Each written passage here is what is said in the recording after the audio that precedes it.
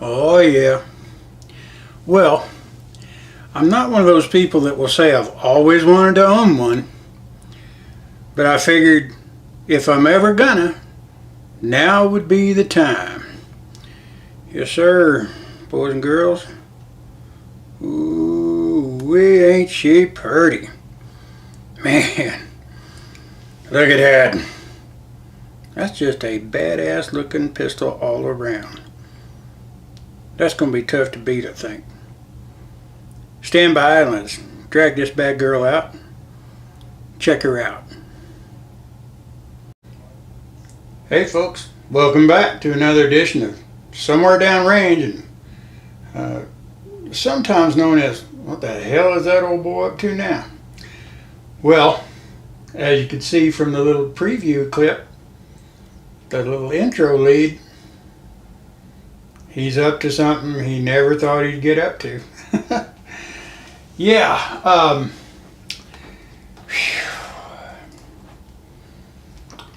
boy howdy. Man, I tell you what, that is one pretty piece of machinery right there. It is. That's pretty. Now, I have admired Colt pythons and anacondas for decades, because I was around when they came out. And I always thought to myself, well, it might be nice to have one. But I never was a someday I'm gonna kind of guy with them. I had decades, years of good, solid use with Smith & Wesson pistols, double actions. And, you know, I had a couple of friends that had pythons and anacondas, that stuff, cobras.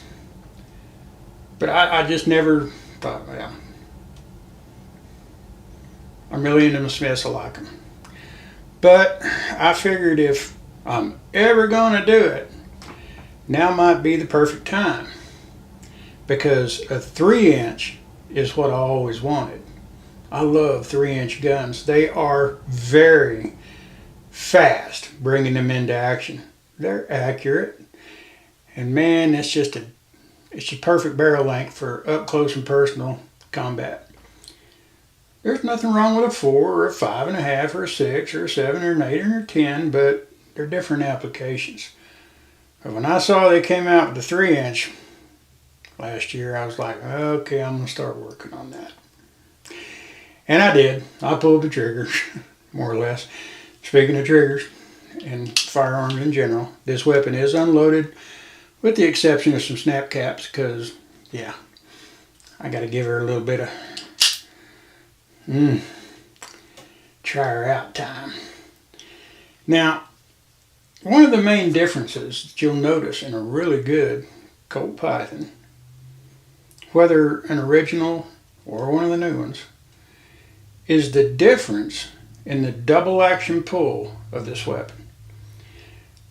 Now with most of your Smiths, even if you're really good at slicking them up or you take them to someone who is, you really have to practice a lot to get rid of the propensity to allow the muzzle to slightly move when you're completing going through the portion of the pull where the cylinder is staged and it's ready to go. It's just really hard to do. You got to practice it a lot. I won't say it's hard. It takes practice. But with this weapon right here, it's a totally different critter. Now, on the subject of trigger pull, obviously single and double action, this pistol locks up so tight that when you are on a single action pull, it's just, there's no trigger movement. It's, you're at the wall and you start to pull and it just loads and goes. That's pretty sweet. There ain't no creep in it. And with double action, that muzzle don't even twitch. It don't even want to twitch. And I almost have to fight the urge to add additional control It's a little heavier than I like it, but let me tell you something. That's smooth. I might fall in love with this bad baby. I tell you what. It's no wonder if you're going to shoot bullseye in police competition, this might be the weapon you want to use. I've never felt a double action pull that sweet. And I've had a lot of really good Smiths, and I've had tuned Smiths, but I've never had one that I could put it in the position, the sequence of hammer down, trigger back, just firing the round, and that's when the cylinder locks up the tightest on a revolver. That's when it should. And I'm telling you, I can't make it, there is no to it. It is absolutely solid. Man, that's gonna be fun. Woo, baby. I am impressed. And normally I practice that end stage with a regular two-handed grip. And it is solid. But it's smooth either way. One hand or two hand. Baby, come pet my cat. I thought I'd buy this just strictly as a safe clean, you know. Put it in the box, maybe fire half a dozen rounds, clean it up, make it shiny new again, put it in the box, put it in the safe, never fire it again. Leave that little tag on there.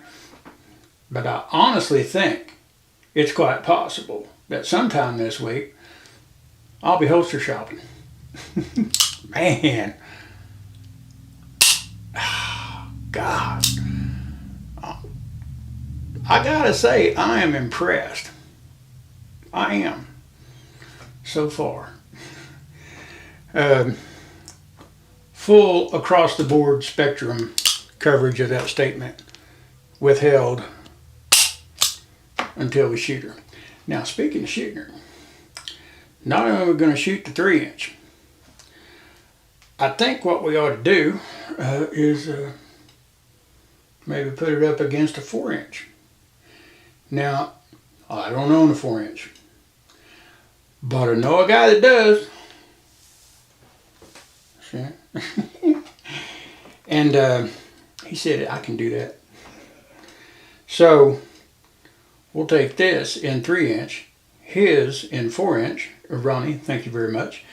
And they're not a sponsor, R&M Arms. They're not a sponsor. I just like to spend money there. They're good people. Go see them if you're ever in Minko, Oklahoma. And if you don't know where Minko, Oklahoma is, you have Google. Head to head. Now, you think, Brad, 3-inch versus 4-inch is going to be that much difference? We're going to find out. Because, and all you ladies and women, not girls, ladies and women in the audience will know what I'm about to say is true for the most part. When properly applied and used with professional ability, sometimes 1 inch can make quite a difference. Did I say that? Oh my God. Anyway, yes, size matters. And sometimes just a little extra don't hurt, but you never know. Some people have worked wonders with on short arms. So, just a little teaser coming out. Hope you folks stay tuned. It's coming this weekend. If it don't rain like crazy, like it's been doing all July here in Oklahoma, when it's normally dry as hell right now. And stop by, check it out, and we'll see what we see. Thanks for stopping in and checking this one out. And I'll be seeing you folks real soon, somewhere.